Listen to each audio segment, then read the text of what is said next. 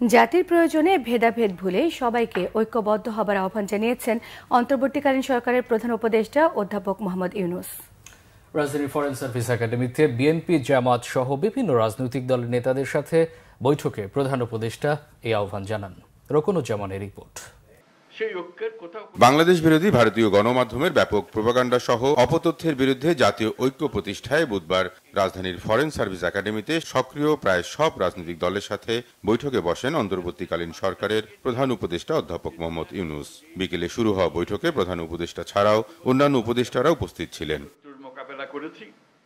বৈঠকে দেশের সর্বশেষ রাজনৈতিক পরিস্থিতি, সাম্প্রদায়িক উত্তেজনা, ভারতীয় গণমাধ্যমের লাগাতার অপপ্রচারের বিষয়গুলো মোকাবেলায় রাজনৈতিক দলগুলোর কাছে পরামর্শ চান অন্তর্বর্তীকালীন সরকারের প্রধান উপদেষ্টা। 5ই আগস্ট থেকে আমরা যাত্রা করেছিলাম স্বৈরাচারী সরকারকে বিদায় দিয়ে। সেই জাতি এখনো সেই সজাগ আছে, সে মজবুত আছে। সে মজবুত জিনিসটা দুনিয়ার সামনে তুলে ধরা। তারা যেন মনে করছে যে এর মধ্যে ঠান্ডা হয়ে গেছে। ওটা ঠান্ডা আমরা হই নাই, আমরা সেই সতেজ। যখন আমরা দেখি পুলিশ বলে যে স্যার একটা মারি তো 4টা দাঁড়ায় যায়, এখনো 4টা না 40টা দাঁড়াবে। এবার সে জাতি মরে নাই, দুর্বল হয় নাই, সবল আছে। আপনাদেরকে আজকে উপস্থিতিটা শুধু সেটা জানানোর জন্য, আমাদের সবার মনে সেটা জাগিয়ে দেওয়া। এটা আমাদের থেকে ছিনিয়ে নেওয়ার কোনো অবকাশ, কোনো শক্তি নাই। যে যত ষড়যন্ত্র করুক, যত অপপ্রচার করুক, যত কিছুই করুক, আমাদের থেকে এটা ছিনিয়ে নিতে পারবে না। উদ্ভূত পরিস্থিতি মোকাবেলায় ঐক্যবদ্ধ হওয়ার আহ্বান জানান তিনি। এই 5ই আগস্টের পর থেকে একত্র হয়ে চলেছেন, সেই একতা এখনো ঐক্য, সেই মজবুত ঐক্য রয়ে গেছে এবং থাকবে। সেটা আমরা জনগণকে জানিয়ে দিলাম আজকে, সবাইকে যেন জানি। সবার মনে আবার সন্দেহ আসছে কি হচ্ছে জানি না।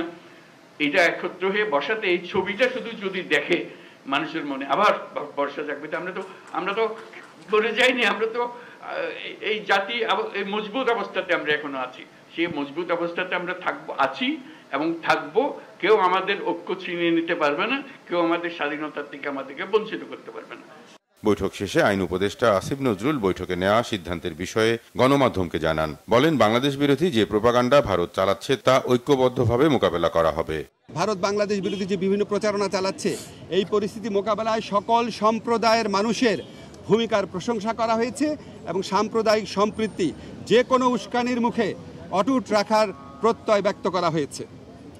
সবশেষে সবাই একটা জিনিস বলেছেন যে আমাদেরকে আর শক্তিহীন, দুর্বল, নতজানু ভাবার কোনো রকম কোনো অবকাশ নাই। যে কোনো ধরনের অপপ্রচারণা এবং উস্কানির বিরুদ্ধে আমরা ঐক্যবদ্ধ থাকব। এই সবার মূল সুর ছিল যে আমাদের মধ্যে মত, পথ, আদর্শের ভিন্নতা থাকবে, আমাদের রাজনীতি ভিন্নতা থাকবে, অবস্থান ভিন্নতা থাকবে, কিন্তু দেশ সার্বভৌমত্ব এবং অস্তিত্বের প্রশ্নে আমরা সবাই এক, সবচেয়ে উপরে দেশ, এবং এটার থেকে আমরা কখনো বিচ্যুত হব না।